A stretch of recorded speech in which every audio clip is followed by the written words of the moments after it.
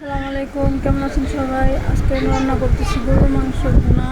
তো এই যে আমি পেঁয়াজটা বসাই দিচ্ছি, ছোট অল্প করে রান্না করব, প্রায় আধা কেজি 1.5 কেজির মতো। তো পেঁয়াজটা এখন আমি ভাজা এই যে পানি দিয়ে দিলাম। এখন আমি মশলাগুলো অ্যাড করে দিব।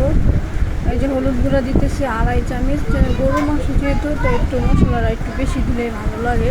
ভুনা ভুনা করবো বা আলু দিয়ে রান্না করেন, যেভাবে রান্না, একটু গরুর মাংসতে একটু মশলা দিতে হয় বেশি। তো এখানে লবণটা দিয়ে দিলাম, আর এখন আমি দিয়ে দিতেছি মরিচের গুঁড়া, একটু ঝাল খাইবো তাই 2.5 চামচ দিতেছি। আর যদি এর থেকেও বেশি খাচ্ছিলাম তাহলে 3।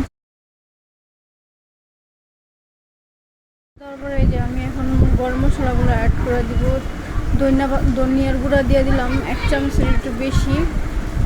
তো এখন গরম মশলা দিয়ে অ্যাড করতেছি, এই যেমন সব রকম গরম মশলা। আর এখানে আদা বাটাটা একটু বেশি দিতে হবে, যেহেতু গরুর মাংসতে আদা বাটা বেশি আর এই যে রসুন বাটা কম।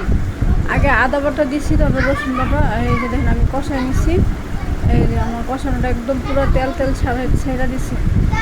তো এখন আমি গরুর মাংসটা অ্যাড করে দিয়ে কষাইতে দিয়ে দিব।